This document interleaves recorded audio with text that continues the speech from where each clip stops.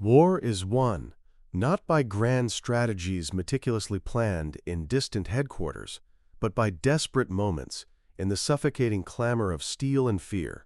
In one such moment, a scared mechanic, thrust into the role of a tank loader, was about to break every rule in the book, not for glory, but simply to stay alive. This is the story of an innovation born from pure panic, a secret whispered from crew to crew, a forbidden technique that would ultimately change how an entire army fought.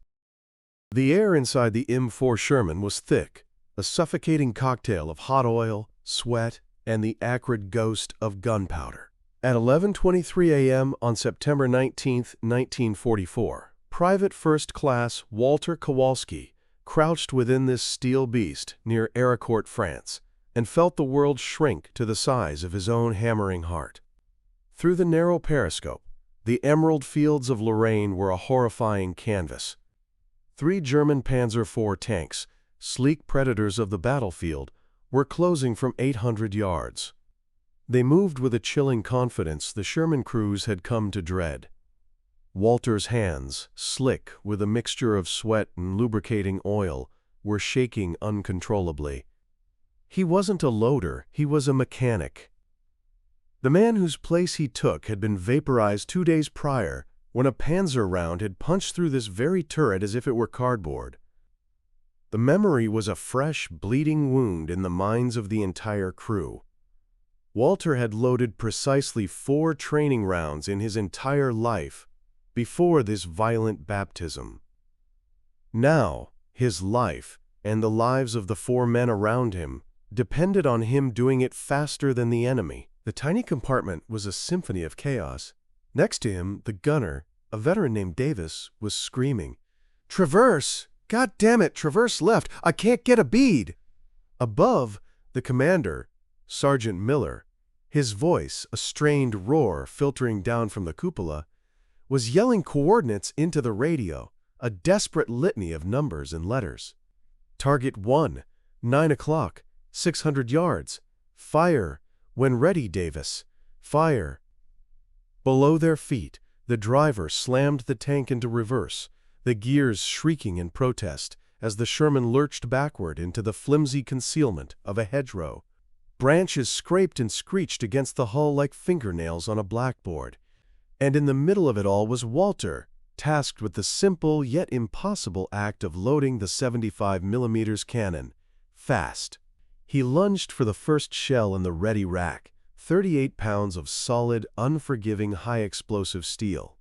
The proper method, drilled into every loader at Fort Knox, was a precise ballet. Grip the shell, nose forward. Line up the brass base with the breech. Slam it home. Step clear. 4 seconds if you were a master. 5 if you were nervous. 6 if you were dead. Walter had watched them. The seasoned loaders, a blur of practiced motion. They always faced the breach head-on, a dance of perfect mechanics. But Walter was left-handed. And in the claustrophobic, steel-walled intestine of a Sherman turret that mattered more than anyone at Fort Knox could ever imagine. As he turned to face the breach, following the regulation he'd barely learned, his left elbow slammed hard into the gunner's shoulder. "Get out of my way, kid!" Davis shoved him, not out of malice, but pure, combat-fueled adrenaline. The heavy shell, slick and unwieldy, nearly slipped from Walter's grasp. Panic, cold and absolute, seized him. The commander's voice was pure, static-laced terror now. "Panzers at 600!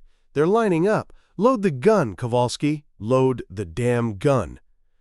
In that split second, with the world ending around him, Walter did something no training manual had ever conceived of. Something that defied all logic, all safety, all procedure. He turned his back to the breach. Reaching behind himself, he fumbled blindly with his dominant left hand, his fingers desperately searching for the cold, metallic opening of the cannon. His other hand, the right, cradled the shell's base. His fingertips brushed the circular rim of the breech. He guided the nose of the shell backward, an entirely reverse and unnatural motion, and then, with a grunt of pure desperation, shoved it home. The heavy breech mechanism clanged shut, a sound more beautiful than any music. Without a word, the gunner fired.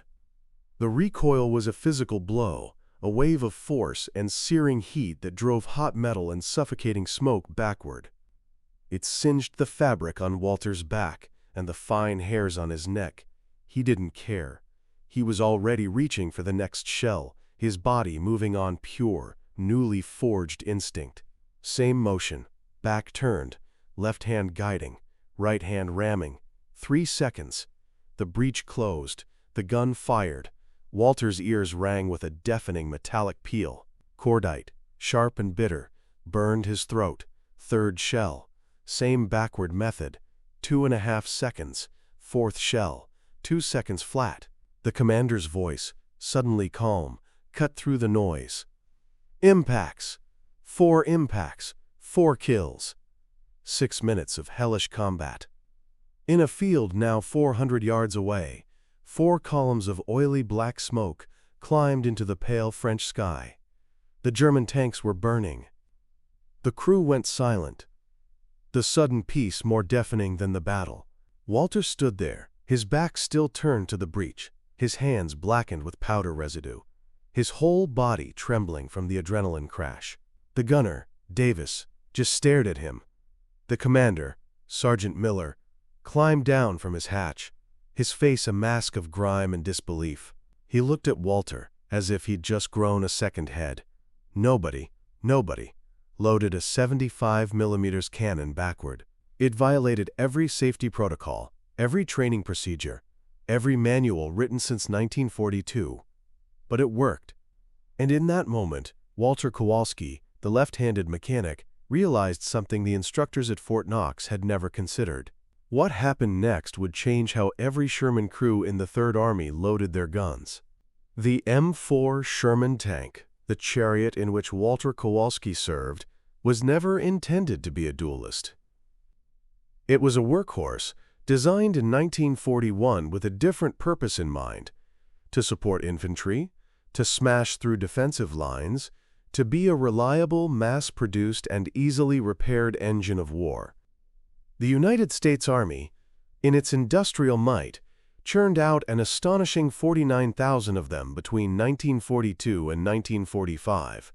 They were good tanks, but they were not built to go toe-to-toe with the predatory Panzers. The core of the problem was its weapon.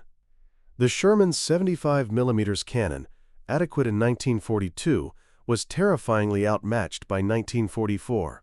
It could punch through 3 inches of steel at 500 yards, enough to dispatch an older Panzer III. But against the frontal armor of a Panzer IV, it was a crapshoot. And against the sloped, thick hides of the newer Panther, or the monstrous Tiger, it was like throwing rocks. A Sherman shell would often just bounce off, leaving a bright scar on the German armor and alerting a very angry crew to your exact location. German tank designers were not idle. By late 1943, every Panzer rolling off the assembly lines featured frontal armor specifically designed to defeat a Sherman's main gun at typical combat ranges. The American doctrine was a grim mathematical equation. The Sherman's advantages were supposed to be speed, mobility, and sheer numbers. The theory, worked out on paper in the safety of planning rooms, stated that 5 Shermans could overwhelm a single Panzer through coordinated maneuver and flanking fire. Find the weaker side or rear armor, and the 75mm could do its job. The brutal reality of this math on the battlefields of France was that 4 out of 5 Sherman crews often died horrifically while trying to get into that perfect flanking position. Tankers had a morbid name for their own vehicles, Ronsons, after the popular lighter brand, because they lit up on the first strike. The crews called the doctrine the death ratio. For every German tank destroyed in the bloody summer of 1944, the Allies lost 4 Shermans, sometimes 5. The statistics were written in burned steel and buried bodies. At Villers-Bocage in June, a single legendary Tiger tank under Michael Wittmann annihilated some 25 Allied armored vehicles in less than 15 minutes. During Operation Goodwood in July, British armored units lost over 200 Shermans in a single day, crashing against the hardened German defenses south of Caen. The crews knew the odds intimately. Every tanker in France had driven past the skeletal, blackened hulks of their sister tanks, smoldering by the roadside. They had pulled weeping, wounded men from smoke-filled turrets. They had watched, helpless, as tanks brewed up, a horrifyingly quaint term for the instantaneous incineration of the crew when a penetrating hit ignited the ammunition stored inside. A direct hit to a Sherman's turret almost always killed the loader first. He sat in the most vulnerable position, right next to the ready rack, where 20 high-explosive shells were stored. When those shells cooked off, there was nothing left to bury. American tank commanders, desperate to even the odds, tried everything. They piled sandbags on the front glacis plate, hoping to deaden the impact of a shell. They welded spare track links to the turret and hull, adding a few precious millimeters of extra steel. Some crews even painted their tanks with deceptive markings to mimic command vehicles, hoping the Germans would waste their first precious shot on a decoy. None of it made a decisive difference. The Sherman's guns still couldn't reliably penetrate a Panther from the front. And in a tank-on-tank duel, the crew that fired the first accurate shot almost always won. That meant speed mattered. Rate of fire mattered more than anything. A Sherman crew that could load and fire faster than a Panzer crew had a chance. Not a good chance, but a chance. The standard by-the-book loading time for a Sherman 75mm gun was 4 to 5 seconds per round. That meticulous sequence, grab, pivot, align, ram, clear, was the rhythm of life and death. German loaders in a Panzer IV, with a famously ergonomic interior, could match that time. The crews of the dreaded Panther were slightly slower, their 75mm shells being longer and heavier, but their gun could kill a Sherman from twice the range, so they could afford to take their time. American tank schools at Fort Knox drilled loaders on the standard method for weeks on end. Face the breech. 2 hands on the shell. Ram straight forward. The motion was designed to be safe, repeatable, and efficient under ideal conditions. It worked flawlessly on a manicured practice range, where the tank was stationary, and the only things firing back were the judgmental eyes of an instructor with a clipboard. But in the shell-rocked, muddy fields of France, there was a fatal flaw in this system, a human variable nobody at Fort Knox had ever considered. What happened when the loader was left-handed? Walter Kowalski was one of an estimated 3,000 left-handed loaders who served in the Third Army. No one tracked that number officially. No one thought it mattered. At Fort Knox, the instructors taught one method, and one method only. If you were left-handed, you were simply told to do it right-handed. Adapt, overcome, that was the rule. On a stationary tank, on a sunny practice range, that rule worked. In combat, it was killing people. The interior of an M4 Sherman turret is a masterclass in brutalist ergonomics. It measured roughly 7 feet across at its widest point. A steel drum packed with a massive cannon breech, radios, ammunition, and 3 grown men. The loader stood on the right side of the gun. The gunner sat on the left. The commander stood on a small platform behind and above them both. When the gun fired, it violently recoiled 18 inches backward into this already cramped space. When the turret traversed to track a target, the entire world inside shifted. It was a confined, chaotic, and deadly dance. Every movement was critical. A right-handed loader could, with practice, move with a certain grim fluidity. He could grab a shell from the ready rack on his right, pivot smoothly toward the breech in front of him, and load without interfering with the gunner. His dominant right arm naturally aligned with the breech opening. His left hand simply supported the shell's weight. The motion, while strenuous, was logical. A left-handed loader, however, faced an ergonomic nightmare.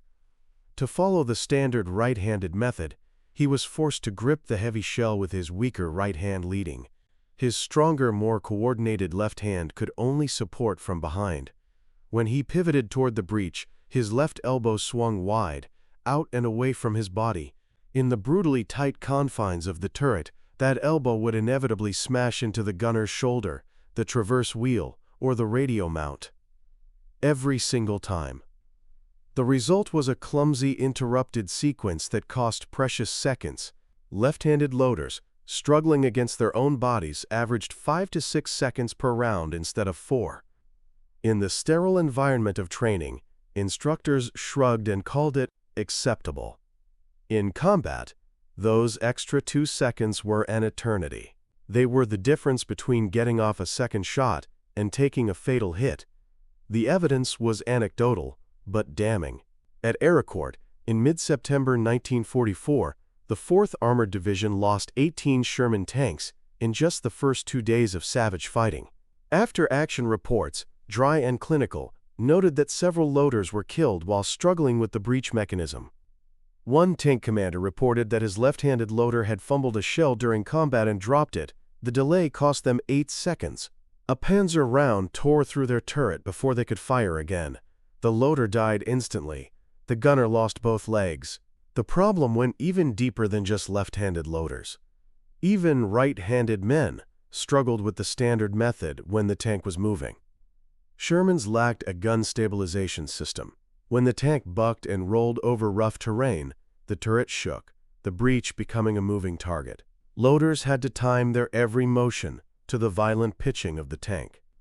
Trying to ram a 38-pound shell into a moving hole while standing in a shaking steel box while someone was actively trying to kill you required a level of coordination bordering on superhuman. Most loaders solved this by bracing themselves, gripping the breech rim with one hand to steady their aim while loading with the other. But this meant trying to control a 38-pound shell with a single arm. One-handed loading was agonizingly slow and dangerous. Shells slipped. When a loader dropped a round in combat, the 10 to 15 seconds it took to recover it was a death sentence. The Panzer had already fired. The commanders knew. They watched their loaders struggle. They watched good men die, because a supposedly efficient system was failing them under pressure. Some commanders tried to compensate by calling out targets earlier. Others tried to find stationary, hull-down positions. But there was no official solution. The training manual was the Bible. It said to face the breech and ram the shell forward. That was the only sanctioned method. Changing it was against regulations. What nobody in the entire Allied command structure realized was that the solution was right there, inside the tank, all along. It just required breaking every single rule in the manual. Walter Kowalski discovered his revolutionary backward loading method not through genius, but through injury and sheer animal desperation. On September 17, 1944, 2 days before the fight that would unknowingly cement his legacy, Walter's tank was engaged in a skirmish near the village of Reshicourt. A Panzer round, fired from a half-hidden position, struck their front glacis plate. It hit at a sharp angle and, by a miracle, deflected upward, screeching off into the sky. The tank was saved, but the kinetic force of the impact was immense. The interior became a paint shaker of men and equipment. Walter was thrown violently against the turret wall, his right shoulder taking the full force of the impact. The pain was immediate, a white-hot explosion. He had dislocated it. The battalion medic, a weary man with old eyes, popped the shoulder back into its socket with a sickening crunch. He told Walter he was done, finished. A loader with a damaged right arm was, by definition, useless. The standard loading method was a two-handed operation. Walter couldn't lift a 38-pound shell with his right arm, let alone slam it home. He could barely move it without a fresh wave of agony. But this was the 4th Armored Division, Patton's spearhead, and they were bleeding men and machines. The division was already 12 tanks short of full strength. The regiment had lost a staggering 36 loaders in the past week alone. Replacements were a distant dream. The tank commander, Sergeant Raymond Miller, a pragmatic veteran who valued a warm body over an empty seat, made a field decision. He looked at Walter, then at the empty road behind them. "You're staying," he said, his voice flat. "We'll figure something out." The next morning, September 18th, was shrouded in a thick, wet fog. As they probed German positions east of Ericourt, the fog thinned, and 3 ghostly shapes materialized at 900 yards. Panzer IVs. Sergeant Miller's voice was tense. Gunner, target, front, engage. Walter, his right arm hanging limp and useless at his side, reached for the first shell with his good left hand. He tried to follow the procedure. He faced the breech, attempting to lift the shell with both hands as required. His right shoulder screamed in protest, a chorus of torn ligaments and bruised bone. The heavy shell tilted, its nose dipping precariously. It started to slip. The gunner, Davis, was already yelling at him. "Load! For God's sake, Kowalski! Load!" The Panzers were closing. 800 yards now. It was in that moment of pure, unadulterated panic that Walter's brain bypassed all training and found a primal solution. He turned his back to the breach, a move that felt utterly wrong. He reached behind himself with his dominant left hand, his fingers patting the air blindly, searching for the breech opening like a man in a dark room fumbling for a doorknob. His fingers brushed the hot, familiar metal rim. He guided the nose of the shell backward into the chamber, then used his entire left arm and shoulder to ram it home. The motion was awkward, backward, dangerous. The breech block caught the shell's rim and slammed shut with a deafening clang. The gunner fired instantly. The recoil blast hit Walter squarely in the back. The heat seared through his uniform jacket. He smelled the sickening scent of burnt fabric in his own skin, but the shell was loaded. 3.5 seconds. He grabbed the next round. The motion repeated. Instinct now. Back turned, left hand guiding, left arm ramming. 3 seconds. The gun fired again. The Panzers were returning fire now, their shells whistling past the turret with a terrifying shriek. Walter didn't stop. 4th shell. 5th shell. His left arm was on fire, the muscles feeling like they were tearing from the bone. But he kept loading, a human automaton fueled by fear. The engagement lasted 4 minutes. They fired 9 rounds, a torrent of steel and explosive, and hit 2 of the Panzers, which began to burn. The third, spooked, retreated behind a tree line. When the shooting stopped, the silence was broken only by the crackle of the burning tanks and the heaving breaths of the crew. Walter's back was covered in angry red powder burns. His left arm shook with exhaustion. His right arm was still a useless weight. Sergeant Miller climbed down from his commander's perch and just stared at Walter. The gunner was staring too. Nobody spoke. The air was thick with a smell of cordite and ozone. Then the sergeant asked a simple, history-making question. How fast was that? Walter, trembling, just shook his head. He hadn't been counting. The gunner, Davis, had been. His voice was a quiet croak of awe. 3 seconds, he said. Sometimes less. That was faster than their previous loader. Faster than anyone in their platoon. Maybe faster than anyone in the entire battalion. Miller held Walter's gaze. Keep doing that, he ordered. Exactly what you just did. Whatever it is, however wrong it looks, it works. The backward loading method was a stroke of battlefield genius, effective because of 3 fundamental principles the Army's training manual had never considered: leverage, space, and natural motion. When a loader faced the breach using the standard forward-facing method, he had to extend both arms forward to ram the 38-pound shell home. This action required pushing against the weight with his arms at or near full extension. Any mechanic or weightlifter knows this is the weakest possible application of force. It's like trying to open a heavy, stuck door by pushing with just your fingertips instead of your whole shoulder. When Walter turned his back to the breach, he completely rewrote the physics of the action. Instead of a weak, extended push, he was now delivering a short, powerful, backward drive. The motion was biomechanically similar to throwing a punch backward. It was short, explosive, and incredibly efficient.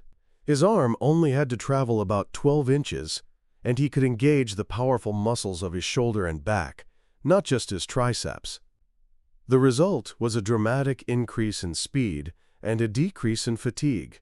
What took a strained 4 seconds facing forward took a powerful 3 seconds, or less, facing backward. The second advantage was space, a precious commodity in the steel coffin of a Sherman turret. When a loader faced the breech, his body, squared up to the gun, occupied a significant footprint, nearly 2 feet of lateral space. His elbows stuck out, a constant annoyance to the gunner on his left. Every time the turret traversed, the loader had to shuffle and adjust, often bumping into the gunner or the traverse mechanism.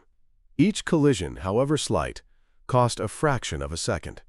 Sometimes it cost a dropped shell.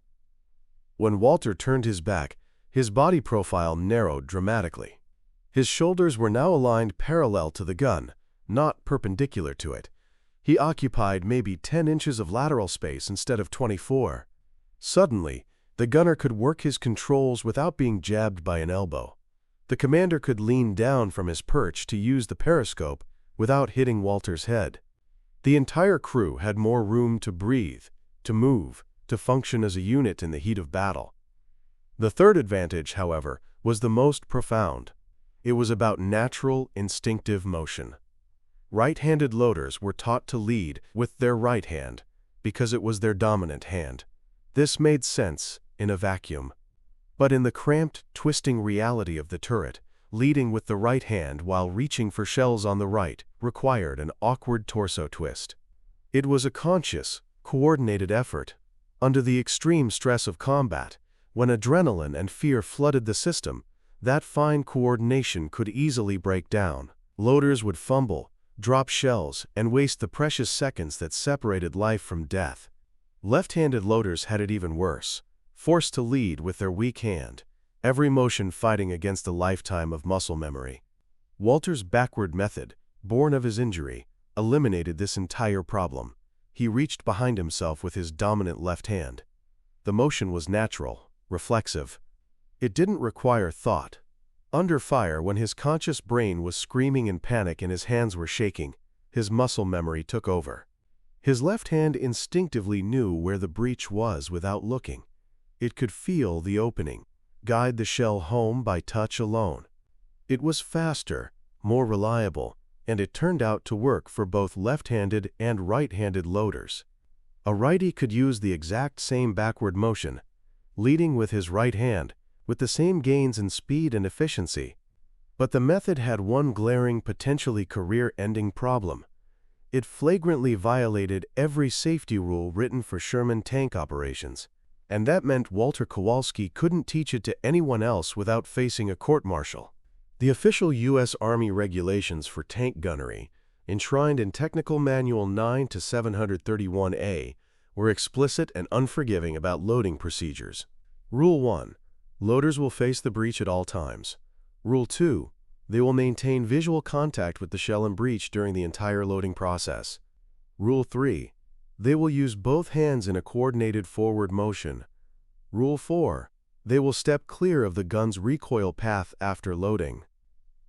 Turning your back to a 75mm cannon, as Walter was doing, violated all 4 rules simultaneously and spectacularly. These regulations weren't arbitrary, they were written in blood. A loader who couldn't see the breech might misalign the shell. A misaligned shell could jam the breech mechanism.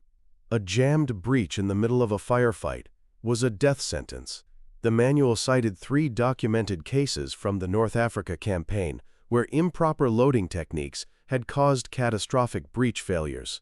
In one horrific instance, the resulting explosion killed the entire crew. Sergeant Miller knew the regulations. He had been drilled on them, had taught them to new recruits. He also knew that his crew was alive because Walter had broken them. After the engagement on September 18th, Miller faced a stark choice: report the violation and lose his best, albeit unconventional, loader, or keep quiet and win fights. He kept quiet. The very next day, September 19th, in the engagement that opened this story, Walter's crew destroyed 4 Panzers in 6 minutes. A local legend was born. Other tank commanders in the battalion, grim men accustomed to the brutal 4-to-1 loss ratio, took notice. When you are consistently on the losing end of the grim arithmetic of war, you pay very close attention to any crew that suddenly starts beating the odds. By September 20th, 3 other loaders in the battalion, after hushed, urgent conversations with Walter and his crew, were trying the technique in the field. By September 21st, it was 8. None of them asked for permission.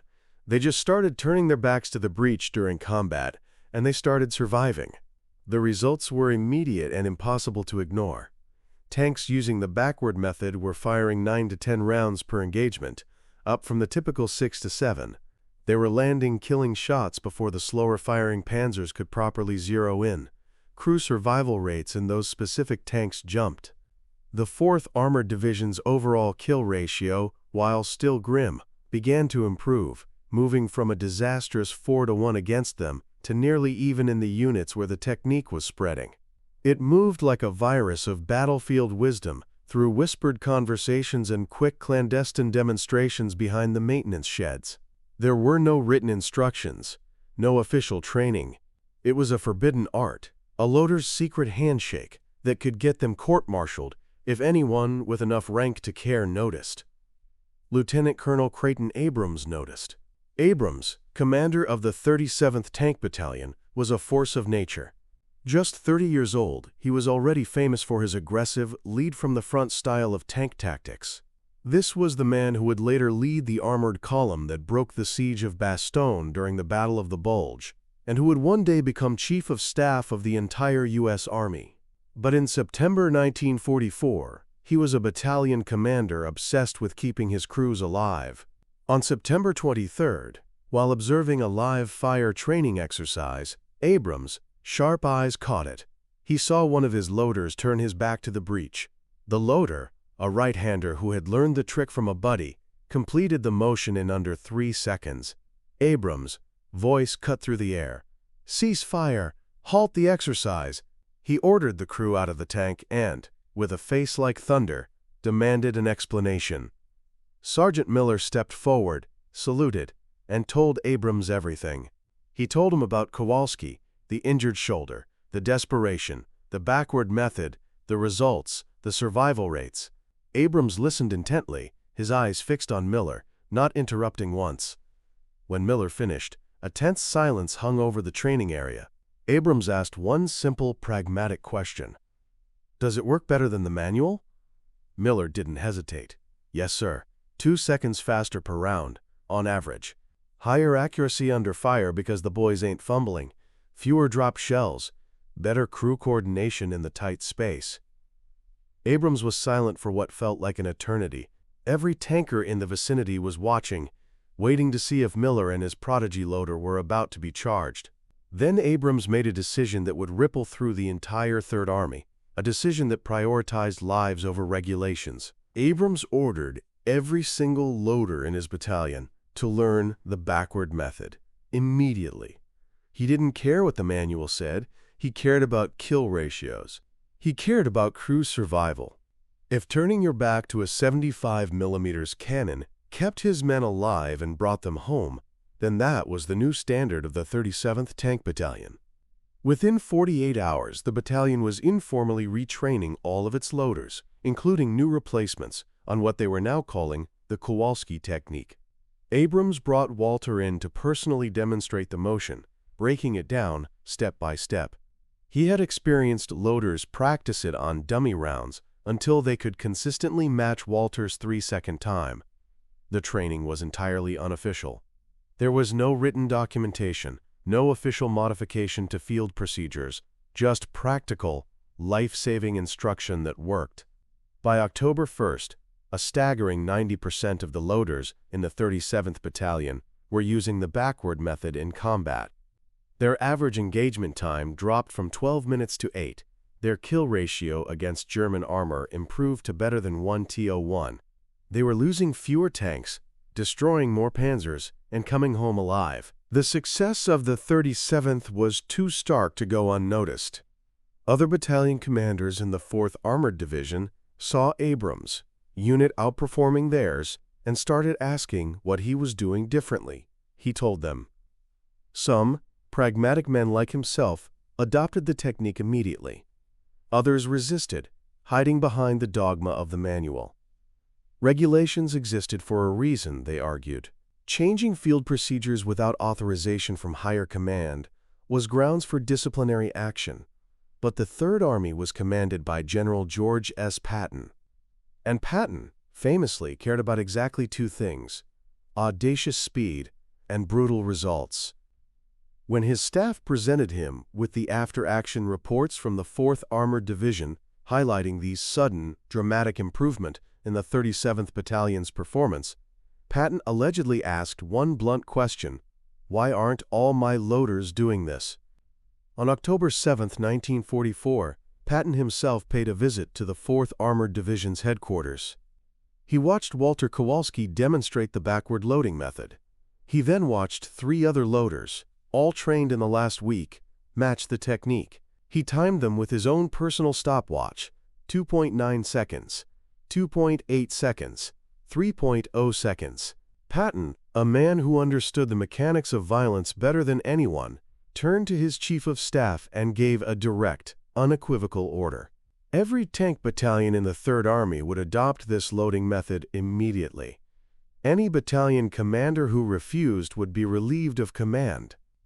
Any officer who dared to court-martial a loader for using the backward technique would have to answer to Patton personally.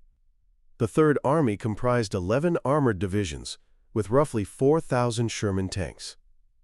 Within 2 weeks, the backward loading method went from being a forbidden, court-martialable offense to standard operating procedure across the entire Army. The whispers behind maintenance sheds were replaced by official training sessions. Veteran loaders taught it to new arrivals. The technique spread from battalion to battalion, no longer a secret, but a celebrated, officially sanctioned innovation. The results were measurable and profound. Between October and December 1944, the Third Army's overall tank versus tank kill ratio improved from a costly 3.2 to 1 against American forces to a favorable 1.4 to 1. Sherman crews were now destroying German armor faster than the beleaguered German industry could replace it. Crew survival rates increased by a reported 18%. The backward loading method wasn't the only reason for this turnaround, but it was a significant, undeniable factor. The 1st and 9th Armies took notice. By January 1945, loaders across the entire European theater were turning their backs to the breach. The technique even reached the Pacific Theater by March, where tank crews fighting the Japanese on Okinawa used the same method Walter had discovered by accident in a French field. The Army, in its institutional inertia, never officially changed Technical Manual 9 to 731A. On paper, the regulations still stated that loaders should face the breach, but every experienced tank commander in the field knew better. The manual was theory. The backward method was survival. What happened to Walter Kowalski tells you everything you need to know about how vast institutions like the military recognize, or fail to recognize, unconventional bottom-up solutions. Walter Kowalski received no medal for inventing the backward loading method. There was no commendation, no official letter of recognition, no mention in any dispatches. The Army does not award decorations for violating regulations, even when those violations save hundreds of lives. He did, however, receive a promotion. On October 15, 1944, Sergeant Miller, in a small act of gratitude, recommended Walter for the rank of corporal. The promotion went through. Walter spent the rest of the war as a tank loader in the 37th Tank Battalion, the unit where his innovation first took root. He survived 14 more major engagements between October 1944 and the war's end in May 1945. His tank was hit 3 more times. He walked away from each one. His crew was credited with destroying 23 German armored vehicles, and Walter loaded every single round. He used the backward method for every shot. By the end of the war, he was a master, able to load a 75mm shell in a moving tank in just 2.3 seconds, blindfolded. His hands and body knew the motion so completely that conscious thought was no longer part of the process. After the war, Walter returned to Detroit, Michigan, and seamlessly slipped back into the life he had left behind. He went back to his job as a mechanic at the massive Ford River Rouge plant. He married in 1947, raised 3 children, and worked for 41 years at Ford before retiring in 1986. He never spoke much about the war. Most veterans of his generation didn't. But the technique he had invented out of desperation continued to save lives long after he had traded his uniform for factory overalls. During the Korean War, American tank crews in modified Shermans used the backward method against North Korean T-34s. By this point, loaders were being quietly trained on the technique at Fort Knox before deployment. Combat reports from the 1st Marine Division noted that loader speed was a critical factor in the brutal, close-range tank duels around the Pusan perimeter, giving them a measurable advantage. In Vietnam, where the last combat Sherman saw action with the South Vietnamese Army, the principles still held. Crews operating the newer M48 Patton tanks adapted the backward method for their larger 90mm guns. The physics didn't change just because the gun was bigger. Turn your back, feel for the breech, ram the shell home. Even in the 1993, a military historian researching the 4th Armored Division's tactics stumbled upon vague references to unorthodox loading methods in after-action reports. Intrigued, the historian tracked down an aging Walter Kowalski through veterans' registries. He asked him about the technique. Walter, humble and reserved, confirmed the story. He said it wasn't anything special, just something I figured out when my shoulder was hurt, and I had to. The historian published an academic paper on it, calling it one of the most significant tactical innovations to emerge from frontline troops during World War II. He estimated, based on improved survival rates in units that adopted it, that the technique may have contributed to saving between 300 and 500 American tank crew lives in the European theater alone. That number doesn't even account for Korea or Vietnam or the decades of training that followed. Walter Kowalski died in 2004 at the age of 82. He was buried in Resurrection Cemetery in Clinton Township, Michigan. His obituary briefly mentioned his proud service in World War II.